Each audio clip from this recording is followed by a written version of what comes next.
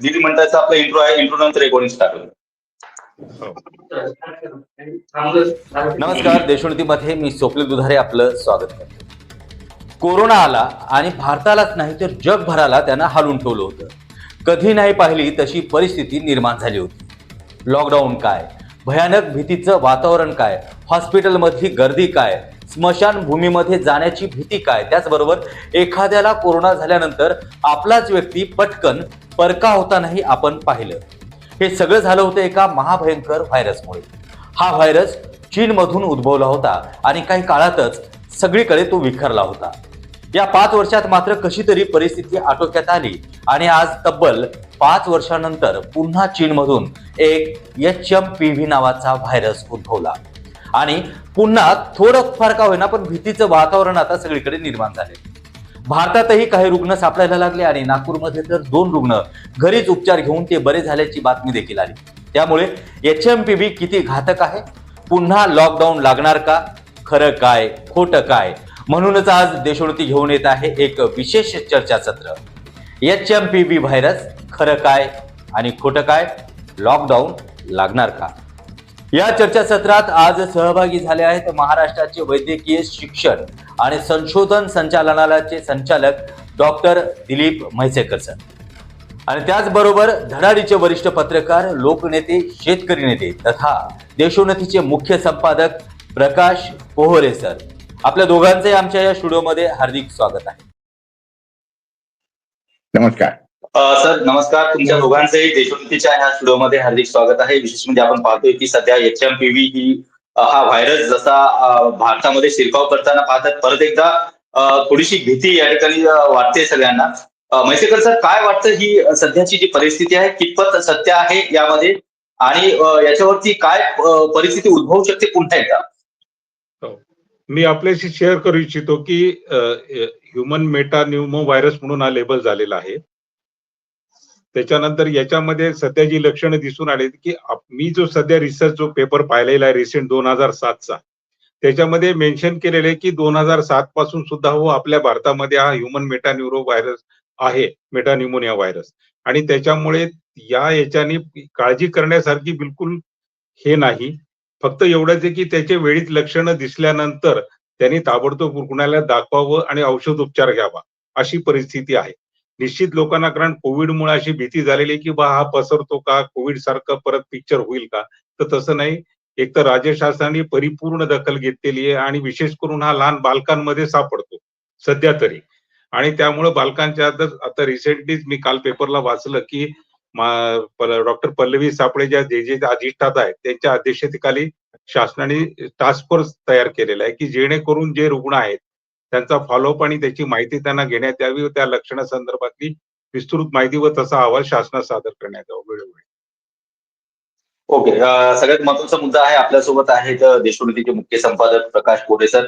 Pohare sir, खरं तर corona काळामध्ये तुम्ही खूप लढा दिला होता, अगदी कोरोनाला झुगारून लावलं. लॉकडाऊन मानलं नाही तुम्ही, त्या ठिकाणी बऱ्याचशा लोकांना तुम्ही दुकानं चालू करायला लावले. कोरोना काहीच नाही असं सांगणारे पोहरे साहेब आज आपल्यासोबत बोलले. खरं तर पोहरे सर, महत्वाचा मुद्दा असा आहे की पुन्हा एकदा भारतावरती म्हणजे भारताच्या छातडावरती HMPV नावाचा हा व्हायरस येतोय. काय वाटतं तुम्हाला, काय वाटतं?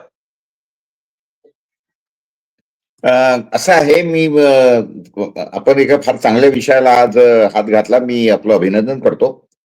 गोष्ट अशी आहे या सगळ्या संदर्भामध्ये की आपण त्याचा उल्लेख केला की एक फार महाभयंकर व्हायरस आला होता कोरोनाचा, असं आपण म्हटलं. मला तुम्हाला याच्यामध्ये असं सांगायचं आहे की महाभयंकर त्याला केल्या गेला. असं असतं की लोकांना कसं आहे की भीतीमुळे लोक जास्त हे होऊन जातात. मी एका छोटंसं उदाहरण देतो तुम्हाला की जेव्हा काही म्हणजे 100-1 लोकांचं ज्यांना साप चावला होता अशा लोकांचं जेव्हा पोस्टमॉर्टम रिपोर्ट काढले आणि टॅली केले, तर त्यावेळेला असं दिसलं की 100 पैकी 80 लोकांना सापाचं विषच नव्हतं, म्हणजे तो विषारी साप चावलेलाच नव्हता, पण तरी ते मेले. का मेले? कारण त्यांना भीती वाटली, अरे बापरे मला साप चावला, अरे बापरे मला साप चावला, तर मी कसं करू.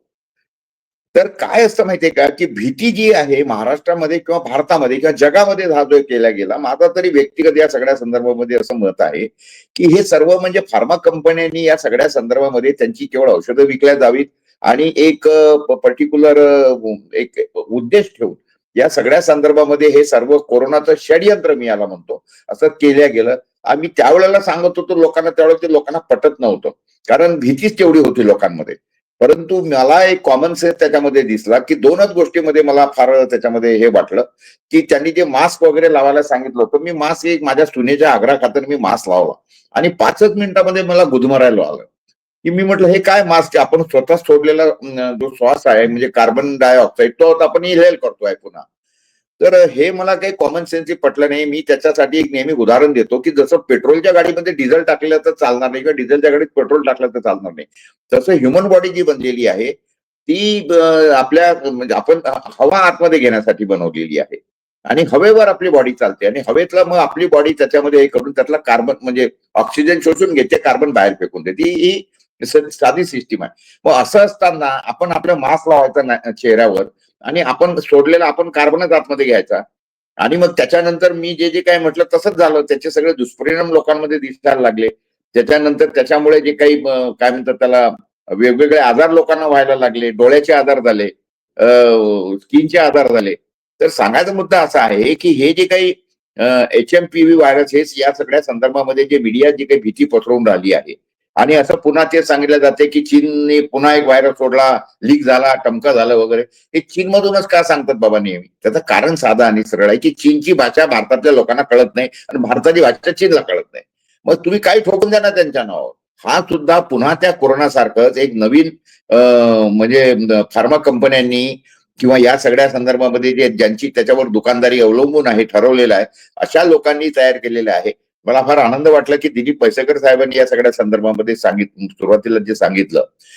नाहीतर काय होऊन जातं माहितीये का की ज्यांना ह्यातलं काही कळत नाही. आता म्हैसेकर साहेब हे तज्ज्ञ डॉक्टर आहेत, त्याच फॅकल्टी मधले आहेत. त्याच्यामुळे अशा माणसाने जे सांगितलं ते सरकारने ऐकायला पाहिजे. याच्यामध्ये ज्यांचा काही संबंध नाही असे लोक या सगळ्या संदर्भामध्ये येत होते आणि जे काही बोलत होते त्याच्यामुळे लोकांमध्ये जी काही एक भीती पसरून गेली होती आणि सरकारने म्हणजे आता कोणी म्हणणार ना, माझं म्हणणं आहे की बा या सगळ्या संदर्भामध्ये जे काही बोलायचं तज्ज्ञ बोलतील ना. तर तज्ज्ञ राहिले बाजूला आणि पॉलिटिकल लोक आणि बाकीचेच लोक याच्या संदर्भामध्ये बोलायला लागले आणि तज्ज्ञ जे सांगत होते ते त्या विरोधात. म्हणजे युनिव्हर्सल हेल्थ ऑर्गनायझेशन जी आहे त्याचे तज्ज्ञ, त्यातले शास्त्रज्ञ सांगत होते की अरे बाबा असं काही नाही आहे आणि माणसामध्ये जी काही इम्युनिटी तयार होऊन जाते. अलग लक्षात, इम्युनिटी महत्वाची आहे ना. तुम्ही असं आहे की ज्या माणसाला सर्दी पडतं एकदा होऊन गेलेला आहे त्याच्यामध्ये ऑलरेडी ती इम्युनिटी तयार झालेली आहे. मी काही त्यातला तज्ज्ञ नाही, परंतु जे तज्ज्ञ बोलतात त्याच्यावरून जे मला कॉमन सेन्स ते पटलं की सारासार विचार बुद्धी आपली जी आहे ती कॉमन सेन्सनी जर पाहिले, कॉमन सेन्स जर वापरला तर सगळ्या गोष्टी कळतात. आणि कोरोनाचा जे काही त्यावेळेला मी बघितलं, कोरोनाचा म्हणजे शेकडो वर्ष जुनी जर डिरेक्टरी काढली तरी त्याच्यामध्ये लिहिलेलं आहे कोरोना कॉमन कोल्ड. हा त्यातलं मिनिंग आहे. आणि असं काही दाखवत होते की कोरोना हा नवीनच आला काहीतरी. अरे बघा, व्हायरस पहिली गोष्ट असं आहे की आपल्या आजूबाजूला प्रत्येक माणसाच्या आजूबाजूला हजारो व्हायरसेस असतात. त्यांच्यामधूनच आपण राहतो, त्यांच्यासोबतच जगतो आपण. आणि त्याच्यामुळे उगाच ह्या सगळ्या संदर्भामध्ये जी काही मरणाची भीती टाकून दिली होती साध्या कॉमन कोल्डची, अहो सर्दी पडचं होणं म्हणजे हे उलट म्हणजे काय म्हणतं माणसाला वरदान आहे. जर सर्दी झाली, मुळामध्ये असं आहे की सर्दी का म्हणजे सर्दी यायच्या अगोदर माणसाला शिंक येते. शिंक आली याचा अर्थ त्याची एक म्हणजे इम्युनिटी काम करून राहिली आहे. म्हणजे नाकामध्ये जे सेन्सर आहेत ते काम करतात आणि आतमध्ये जर व्हायरस जात असतील तर ते त्यांना हाकलायसाठी जोरात हवा सोडतात. नंतर मग काय होतं, त्याला मारण्यासाठी पुन्हा नाकातून फ्लूड येतो. तर त्याच्यामध्ये तुम्ही साधं आपलं रुमाल घेऊन ते नाक साफ जरी केलं तरी त्यातलं ते निघून जातं. त्याच्याही नंतर जर काही व्हायरसेस आतमध्ये गेलेच तर त्या व्हायरसेसला मारायला आपली बॉडी रिॲक्ट करते. त्या व्हायरसेसला मारायला काय आहे की बॉडी गरम केली म्हणजे ताप चढला की त्याच्यामध्ये ते व्हायरसेस मरतात. तर आपण काय करतो गाढवपणा की त्याच्यामध्ये आपण ते काय म्हणतो पॅरासिटामॉल खाऊन टाक, ते डोलो खाऊन टाक आणि शरीर आपली बॉडी म्हणजे टेम्परेचर वाढवायचा प्रयत्न करते आणि त्या व्हायरसला मारायचा प्रयत्न करते. आपण त्याच्यामध्ये हस्तक्षेप करतो. म्हणजे घरामध्ये आपल्या जर चोर शिरले, त्या चोरांना मारायसाठी सोसायटीचा समजा गार्ड आहे, आपण त्या सोसायटीच्या गार्डला म्हटलं तू झोपून जा. आता तो आपण जर त्याला ऑर्डर दिली सोसायटी अध्यक्षाने की नाही तू झोपून जा, तर मग ते चोर तर येऊन सोसायटी लुटूनच जाणार आहेत ना. अशातला परिस्थिती आहे. तर हेच काय सगळ्या कॉमन सेन्सच्या ज्या गोष्टी आहेत आणि एकदा जर तुम्हाला ताप सर्दी पडसं येऊन गेलं आणि त्याच्यामध्ये तुम्ही जर साधं सरळ आहे की व्हायरसेस सगळे ग्लुकोजवर पोहोचल्या जातात. तर जेवणाची वरची तशीच वासना उडून जाते. तुम्ही जर जेवण केलं नाही आणि त्यांना भूक ठेवलं आणि इकडे ते गरम केलं त्या बॉडीनी टेम्परेचरनी, तर त्याच्यात ते सगळे मरून जातात. सगळे ते सगळे ह्या अशा कॉमन सेन्सच्या गोष्टी अनेक त्यावेळेला कित्येक चांगले डॉक्टर युनिव्हर्सल हेल्थ ऑर्गनायझेशनचे हे लोकांना सांगत होते की बाबा असं काही घाबरायचं काही कारण नाही आहे. आणि भारतामधली लोक, आणि एक लक्षात घ्या की जिथं थंड प्रदेश आहे आणि भारतातला तर उष्ण कटिबंधातला प्रदेश आहे, तर ह्याच्यामधले सारखी लक्षणं कशी असणार आहे? परंतु त्यावेळेला सगळ्या लोकांनी बुद्ध्या गहाण ठेवल्या होत्या आणि ते त्या पद्धतीने चालत होते. मला आनंद वाटला की आज म्हैसाळकर साहेबांनी अगदी स्पष्टपणे सांगितलं की तसं काही विशेष हे करण्याचं काही कारण नाही आहे. परंतु तरी मला कधी कधी भीती वाटते म्हैसाळकर साहेब, की समजा उद्या शासनाने वरूनच आदेश पाठवले दिल्लीने की नाही असं करा, तर त्यावेळेला आपल्यासारख्या तज्ञांनी या सगळ्या संदर्भामध्ये अगदी पुढाकार घ्यायला पाहिजे, याची म्हणजे आपल्याला विनंती आहे. बरं, म्हैसेकर सर, काय वाटतं तुम्हाला सध्याची पिढी जो समाज याच्यामध्ये कसं आहे सर, की ऑलरेडी केंद्र शासनाने सुद्धा राज्य शासनाला फक्त निर्देश दिलेले आहेत की त्यांनी पेशंट सगळे तपासून घ्यावे व लक्षणं पाहून घ्यावे. त्या अनुषंगाने हा टास्क फोर्स करण्यात आलेला आहे. आणि सौम्या स्वामीनाथन ज्या WHO ज्या रिप्रेझेंटेटिव्ह आपल्या भारताच्या, त्यांनी सुद्धा याच्यावर कालच क्लॅरिफिकेशन दिलेलं आहे की याचा आणि कोविडशी काही संबंध नाही. याचं टोटली लक्षण याच्यातले वेगळे आहेत. आणि आपल्याकडे जी मुलं सापडली आजपर्यंतच्या जवळजवळ 12 केसेस झालेल्या आहेत. आणि उलट याच्यात मी तुम्हाला सांगू इच्छितो की शासनाच्या तत्पर सेवेमुळे 4 बच्चू चांगले हुद्दाहून डिस्चार्ज सुद्धा झालेले आहेत. त्यामुळे या जे काही मुलांना जे काही ज्यांना कोणाला झाला त्याचं ताबडतोब रिकव्हरी आहे. घाबरून जाण्याचं बिलकुल कारण नाही. आणि त्याच्या अनुषंगाने शासनाने गाईडलाईन सुद्धा दिलेल्या आहेत की रुग्णाचा कसा राहावा व्यवहार वगैरे म्हणून. ही फक्त प्रिकॉशन आहे. आजकाल कसं झालंय की सगळ्यांना कोविड झाल्यापासून प्रत्येकाची भीती वाटते की त्याच्या लक्षणांनी काय होईल. पण बिलकुल घाबरून जाण्याचं कारण नाही. राज्य शासनाने 4च राज्यात सध्या याचा हा व्हायरस दिसून आला आणि त्याच्यामध्ये पूर्ण ट्रीटमेंट होऊन बच्चू सुद्धा घरी गेलेले आहेत. कुठलाही अजून त्याच्यामध्ये सिरियस केस झालेली वगैरे काहीही अजून रिपोर्ट झालेले नाही. त्याच्यामध्ये की जसं HMPV हे मुलांमध्येच होणारा आजार आहे का प्रौढांमध्ये पण होऊ शकतो? पुण्यामध्ये सुद्धा होऊ शकतो, कारण 2007च्या रिपोर्टमध्ये असं म्हटलेलं आहे, मेडिसिन जर्नल जे असं की ज्याच्यामध्ये सगळ्या केसेस रिपोर्ट होत असतात, की त्याच्यात त्यांनी असं म्हटलेलं आहे की त्यावेळेस हा व्हायरस होऊन गेला, त्याच्यामध्ये हा व्हायरस जुनाच आहे. आपल्याकडे भारतामध्ये आधीपासून आहे 2007 पासून. आणि जेव्हा रोगप्रतिकार शक्ती एखाद्याची कमी होते आणि त्याची जेव्हा ऍक्टिव्हिटी वाढते, त्यावेळेस त्या रुग्णांना त्याचा संसर्ग होतो. सगळ्यांनाच होईल अशी याची काळजी करायचे कारण नाही, कारण आपल्या इथं आपण सक्षम आहोत सगळे घेण्यामध्ये, राहण्यामध्ये वगैरे. आणि ज्या काही केसेस दिसून आल्या, मी तर तुम्हाला म्हटलं नाही की 12 केसेस आतापर्यंत रिपोर्ट झाल्या, त्याच्यात 4 डिस्चार्ज सुद्धा झालेले आहेत. म्हणजे त्या ज्या 2 सुरुवातीला रिपोर्ट झाल्या ते रिकव्हर कंप्लीट होऊन गेलेल्या आहेत. परवालाच नागपूरचा जो रिपोर्ट आला, माननीय जिल्हाधिकारी सरांनी, विटणकर सरांनी सांगितलं, ते सुद्धा डॉक्टर आहेत फॉर्च्युनेटली. त्यांनी सुद्धा सांगितले की ज्या केसेस होत्या त्या सुद्धा कंप्लीट क्युअर झालेल्या. त्यामुळे याच्यापासून बिलकुल घाबरण्याची गरज नाही. फक्त एक शंका आली म्हणून कोणाला याचा असा फैलाव होऊ नये की हे कोविड सारखा आहे, म्हणून शासनाने खबरदारी घेतलेली की हा पूर्ण व्हायरस जो तो आपल्या इथला रेग्युलर व्हायरस आहे. जशी आपल्याला सर्दी खोकला होता तशा प्रकारचा हा एक प्रकारचा ताप. बरं सर, सगळ्यात महत्वाचा मुद्दा आहे की आमच्या प्रेक्षकांना हे जाणून घ्यायचं आहे की HMPV जो व्हायरस आहे, हा ज्या पद्धतीने टीव्हीवरती बातम्या दाखवल्या जात आहेत की लॉकडाऊन लागेल का, किंवा मास्क लावावंच लागतं का, किंवा एवढा मोठं वातावरण निर्माण होऊ शकतं का, काय सांगाल प्रेक्षकांना? याच्यामध्ये कसं आहे की आपण फक्त त्याच्यामध्ये म्हणजे शंका याच्यासाठी ठेवलेली आहे की कोणाला सुद्धा की बऱ्याच जणांना खोकला वगैरे असतो, की कोणाला त्याच्यातल्या समजा 10 जणांमधून एकाला जर का कॅरी होतं तर तो स्प्रेड होऊन ही त्याच्या मागची भूमिका आहे. आपल्या संपर्कात कोणी आला तर त्याच्यापासून काळजी घेण्यासाठी म्हणून, किंवा जे डॉक्टर लोक कर्मचारी जे रुग्णालयात काम करतात आणि त्या रुग्णांमध्ये विशेष करून बाह्यरुग्ण विभागात ते लोक संपर्कात येतात काही रुग्ण. आणि काही रुग्ण कसे असतात की खोकताना वगैरे बरेच जण कोणी रुमाल वगैरे धरत नाही. मग त्या दृष्टिकोनातून त्यांना सांगण्यापेक्षा मग आपणच ते प्रिव्हेन्शन, म्हणजे त्याचं प्रतिकार, म्हणजे पुढे हे लक्षण लागू नये किंवा आपल्याला त्याचं इन्फेक्शन होऊ नये, त्यामुळे आपण जे ते यांना मास्क वगैरे वापरायची सूचना केली आहे शासनाने. बरोबर आहे सर. कोरे सर, मी पुन्हा तुमच्याकडे येतो की आपण जसे म्हैसेकर सर एक आरोग्यामध्ये तज्ञ आहेत, तुम्ही एक पत्रकार आहात आणि तुम्हाला माहिती आहे की याचं देखील राजकारण होऊ शकते. काय वाटतं, काय शंका आहे की ज्या पद्धतीने मागच्या वेळेस राजकारण झालं, बरेचसे फ्रॉड झाले, ज्याच्यामध्ये कंपन्या आणि फार्मा कंपन्यांनी अक्षरशः लुटलं, असे आरोप तुम्ही केले होते. काय वाटतं, याचा काही गंभीर परिणाम होईल का? नाही, असं लक्षात घ्या दुधारे की आपला 140 कोटीचा देश आहे आणि 140 कोटीच्या देशामध्ये 10-12 पोरांना काही सर्दी पडसं झालं, जे काही होतच राहतं पोरांना. आणि मुख्य म्हणजे हा हिवाळा आहे. हिवाळ्यामध्ये सर्दी पडसं नाही होणार तर काय उन्हाळ्यामध्ये होणार आहे का?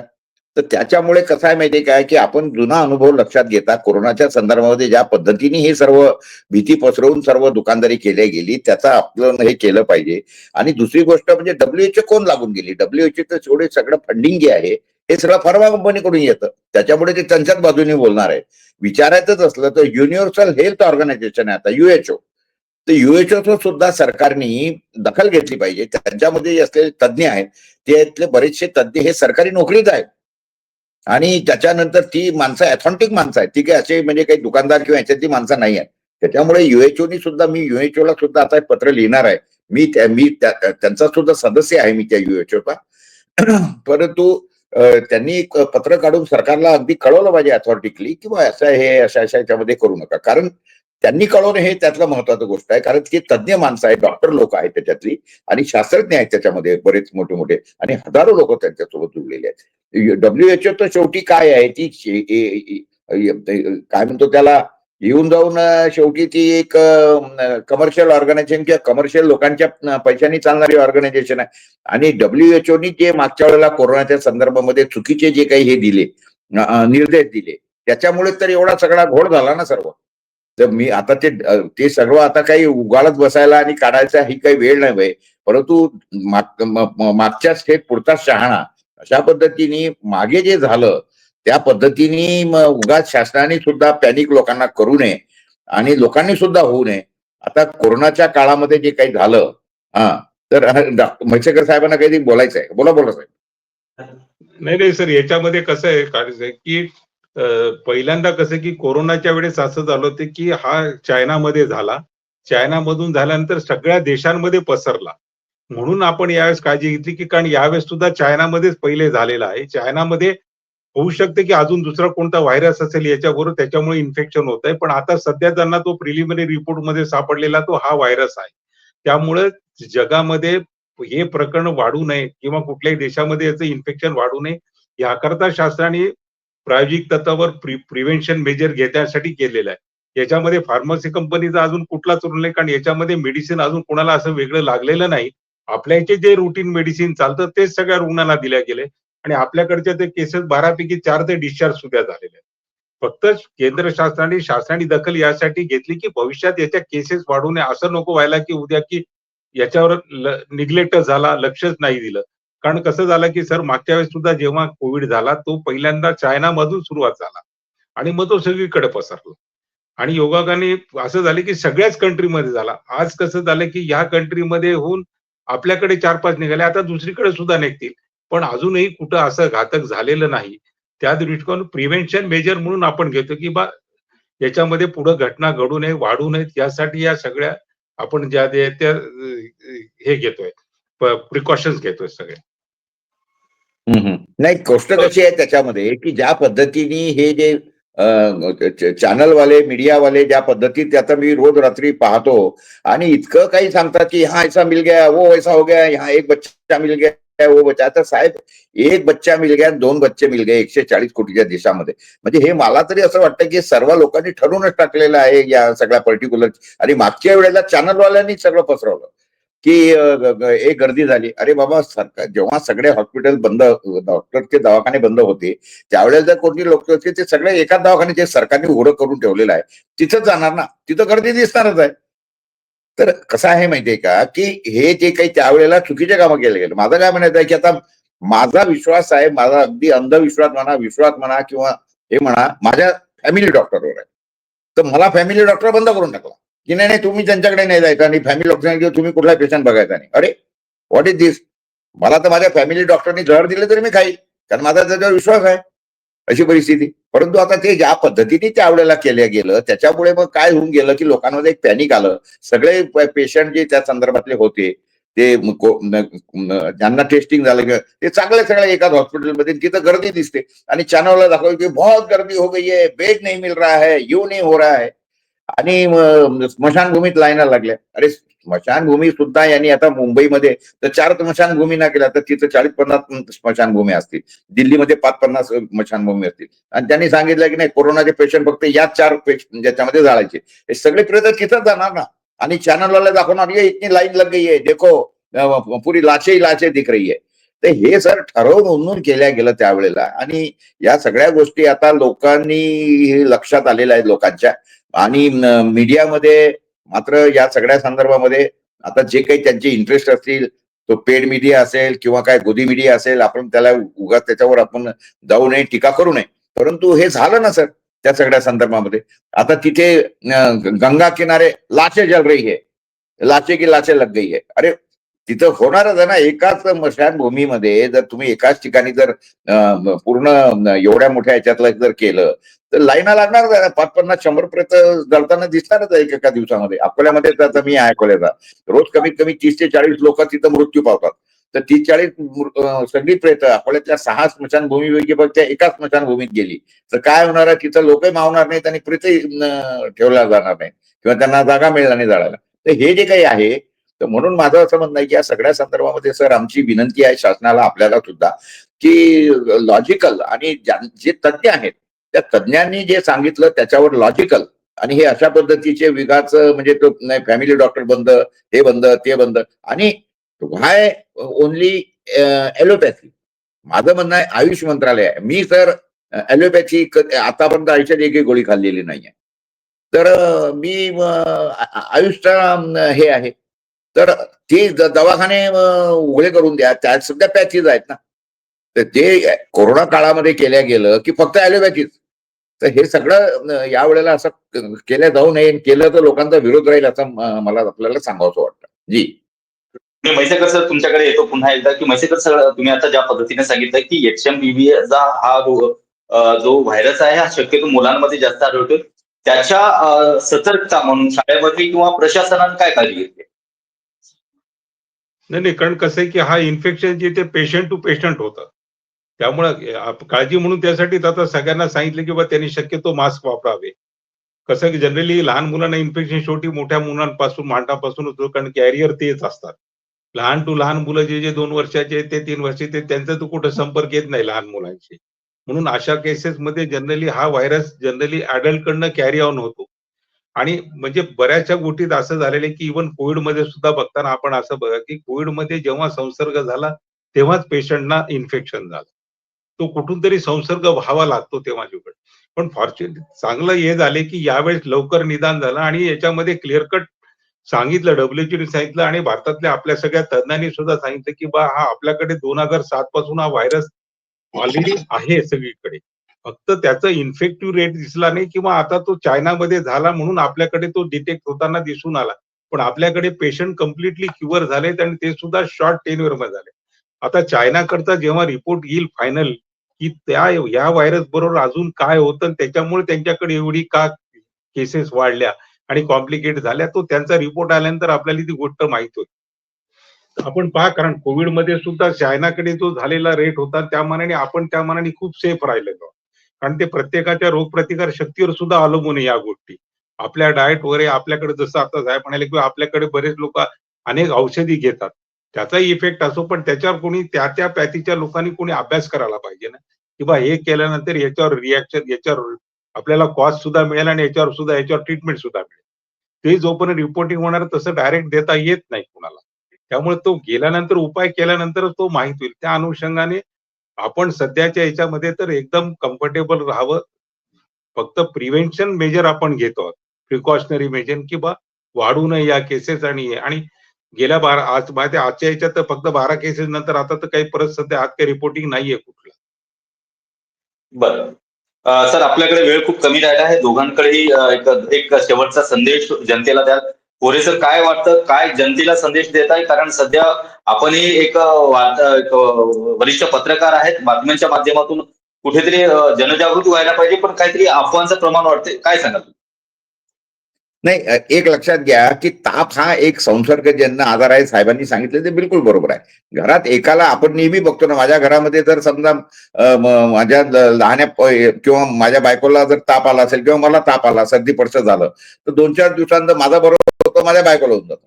बायकोचं झालं नाही तर तिला 2-4 दिवस होत नाही, तर मग घरातल्या नातींना होतं. पूर्ण 5-6 जणांना तो होतोच. आणि हे आजचं नाही आहे, हे कित्येक वर्षांपूर्वीचं आहे. कारण व्हायरस तसा इन्फेक्शन होतोच. परंतु याचा अर्थ काही त्याच्यामध्ये एवढं डिस्टन्सिंगच पाळलं पाहिजे की उलट व्हायरस म्हणजे अशा पद्धतीने एकदा ताप आणि सर्दी येऊन गेली एका सीझन मध्ये.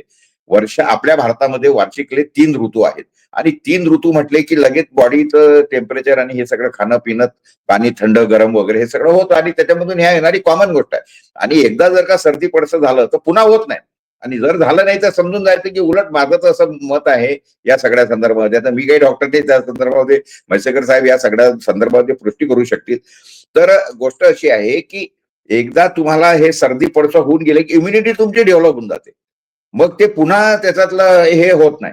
कारण असं आहे, मानवी ह्युमिनिटी ही सगळ्यात महत्वाची गोष्ट आहे आणि भारतातल्या लोकांची ह्युमिनिटी तर भयंकर स्ट्रॉंग आहे. एक लक्षात घ्या, कारण आपण उष्ण कटिबंधातले लोक आहोत. फक्त गोष्ट अशी आहे की चुकीच्या पद्धतीने औषधोपचार घेऊ नये. तर जे ताप आला तर 2-4 दिवस वाट बघा. माझे जेव्हा फॅमिली डॉक्टर होते ना, ते ताप आला की 3-4 दिवस मला काही म्हणायचे नाही. ते सांगायचे की नाही, घरी जा, जेवण बंद करून टाक आणि मोसंबी खात राहा, हे सांगायचे. 4-5 दिवसांत ते पाहायचे की उतरला नाही का अजून, तर मग ते टेस्टिंग करायला पाठवायचे. अरे नाही, हा काय म्हणतो त्याला न्यूमोनिया आहे किंवा अजून कुठला ताप आहे ते बघायचे. त्याच्यानंतर औषधोपचार व्हायचा. 4-5 दिवसापर्यंत औषधोपचार बिलकुल गोडी नाही, काही नाही. जा घरी जाऊन झोपून राहा, ब्लँकेट घे, हे सांगायचे आमचे डॉक्टर. आता ते दिवस गेले आणि लगेच ताप आला की लगेच डोलो घ्या आणि हे काय आपलं पॅरासिटामॉल घ्या, ज्यांनी शरीर एक काम करते तुम्ही त्याच्यामध्ये अडथळा करताय. तर ह्या सगळ्या गोष्टी लोकांनी समजून घेतल्या पाहिजे आणि उगाच या संदर्भामध्ये घाबरून जाण्याचं काही कारण नाही आहे. आणि एक लक्षात घ्या, चायनाच्या संदर्भात जे दाखवलं जाते, चायनाचा एक व्हिडिओ मी बघितला, तिथला एक आमचा मित्र आहे, त्याने एक व्हिडिओ तयार करून पाठवला. अरे सगळं इथं नॉर्मल आहे, इथं काही कुठे मास्क नाही, काही नाही, हे आमचं उगाच चायनाला बदनाम करून राहिली, इथे काही नाही म्हणे, सर्व नॉर्मल आहे. मी त्याला फोन केला होता भीतीने. अरे म्हटलं काय रे, पुन्हा अरे काही नाही रे म्हणे, उगाच काहीतरी कारचं सांगतात वगैरे म्हणे. असं काही नाही. आता त्यांनी मग मला तो याच्यातून जात होता मेट्रोमधून, तर त्यांनी दाखवलं मेट्रोतल्या एक 5-10% 5-10 लोकांना मास्क होता, बाकीची सगळी लोक तशीच होती. तो याच्यामध्ये गेला एका मॉलमध्ये, तर मॉलमध्ये त्याची परिस्थिती, सगळे लोक नॉर्मल आहेत म्हणे तिथे. आणि उगाच काय चायनाला बदनाम करतात आणि हे करतात म्हणे, हे सर्व खोटं आहे म्हणे. अशी परिस्थिती आहे. अगदी अगदी सर. म्हैसेकर सर, आता ज्या पद्धतीने पोरे सरांनी सांगितलं की सध्या कुठल्याही गोष्टीवरती विश्वास न ठेवता ज्या पद्धतीने ताप येतो हा नॉर्मल आहे. म्हैसेकर सर, तुम्ही जाता जाता एक संदेश काय सांगाल? कारण सध्या महाराष्ट्रात नाही, देशभरामध्ये कुठेतरी भीतीचं वातावरण आहे. बऱ्याच चॅनलवरती लॉकडाऊन लागणार का असे संवाद होत आहेत. आपणही त्या पद्धतीने पुढे जाऊन हे घातक ठरू शकते का? नाही, असं काहीच नाही. भीतीचं कारण बिलकुलच नाही. आता जे ते आपल्याकडे नॉर्मल याच्यामध्ये फक्त सगळ्यांना एकच हे की बा त्यांनी आपल्या फॅमिली डॉक्टरला किंवा जवळच्या आरोग्य केंद्रामध्ये वगैरे संपर्क साधून लक्षण असले दाखवून घेणे. कारण कसं झाले की आता व्हायरस, एक तर पॉप्युलेशन खूप वाढलेलं आहे. व्हायरसच्या व्हेरायटीज वाढल्या आहेत. जे 10 वर्षाखाली होतं त्याच्याला जवळजवळ 10 टाइम्स वाढलेल्या गोष्टी आहेत. त्यामुळे फक्त की बा भविष्यात त्याचं वाढ होऊ नये याकरता आपण जवळच्या रुग्णालयाशी संपर्क साधावा आणि शासनाने पूर्ण गाईडलाईन दिलेल्या आहेत. काळजी करायचं बिलकुल कारण नाही. कारण आता जे रिकव्हर झाले ते 2 ते 3 दिवसात इमिजिएटली रिकव्हर झालेले आहेत. त्यामुळे काळजीचं आणि भीतीचं बिलकुल कारण नाही.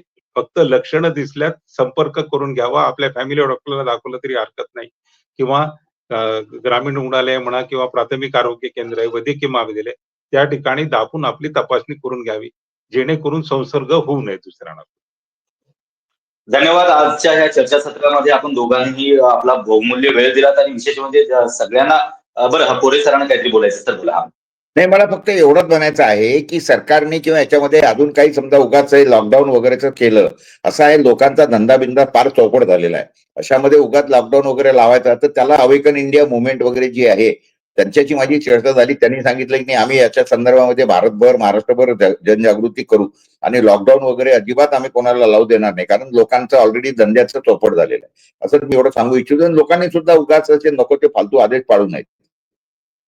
बरोबर आहे. एक महत्वाचा मुद्दा या ठिकाणी जाता जाता चर्चा सत्रामध्ये सर, पोरे सर, विशेष अवेकन इंडिया संदर्भात तुम्ही हा विषय काढला म्हणून सध्या जे न्यू एज्युकेशन पॉलिसी जी आहे त्याच्या संबंधित आपले म्हैसेकर सर आहेत, त्यामुळे हा प्रश्न उद्भवला.